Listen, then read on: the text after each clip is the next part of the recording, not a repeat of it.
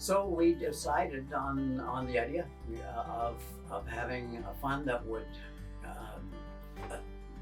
make grants to citizens groups to help pay the cost of partially pro bono legal services. And the kinds of cases that the EDRF fund are ones that there really isn't any significant other funding available.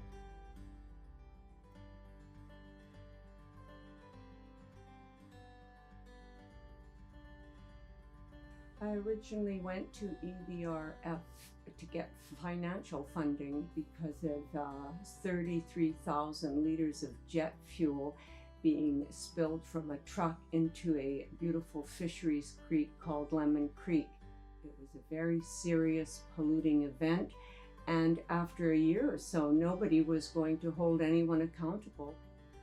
I approached West Coast Environmental Law, their funding, and hired a local lawyer, and the case proceeded. In our case, we just couldn't have done it without that help. But more importantly, like I say, if governments and corporations are not held accountable before the courts, then they're lawless. And we've seen it over and over again, where they pay no price for damaging the environment and polluting the waters.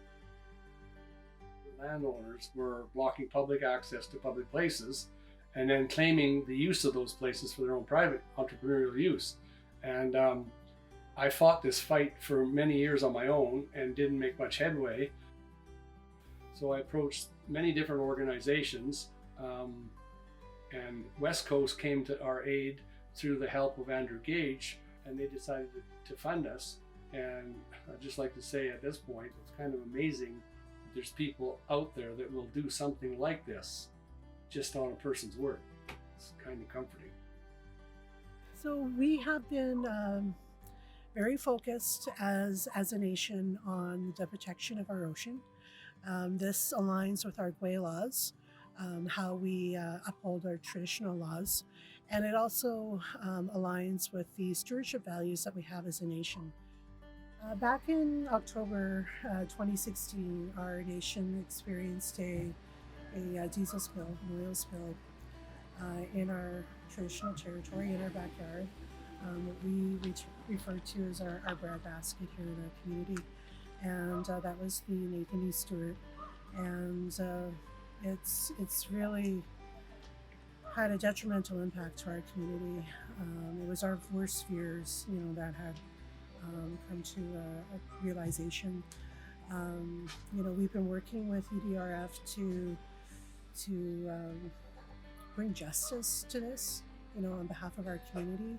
We've experienced cultural losses, financial losses, trauma, in the community, just the impact of this.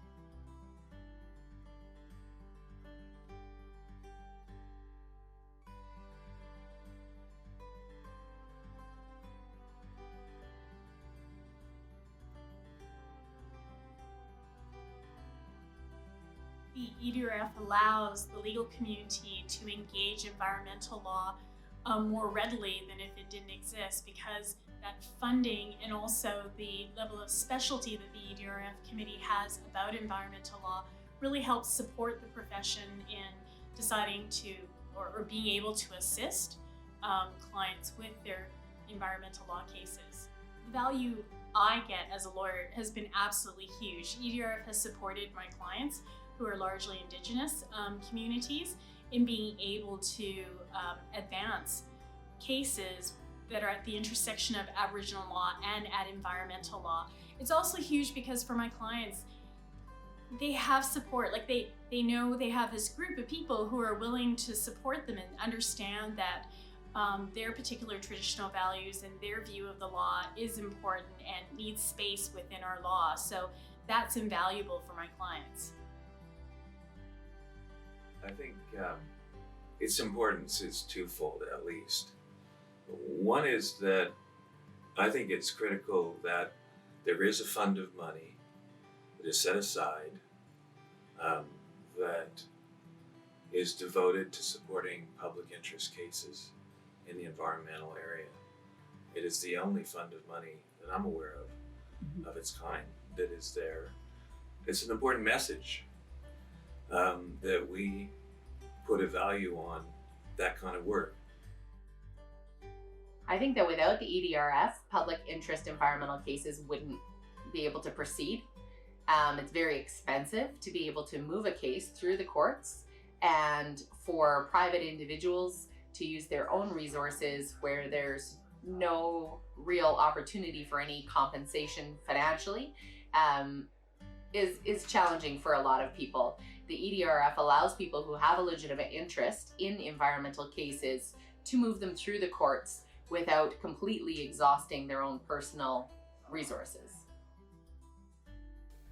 I look forward to the fund continuing to be available, because I don't think there will ever be an end to people's need to go to some kind of dispute resolution tribunal, whether it's a court or some other body, to resolve disputes over protection of the environment. There's always new challenges. There's always more work needs to be done, which is what makes the EDRF a good place for lawyers to have involvement, because the clients are well motivated. They're intelligent. They do their homework. They're supportive. They're not in it for any kind of greedy self-interest. So the cases are challenging, and sometimes it seems like they never end, but it's satisfying work.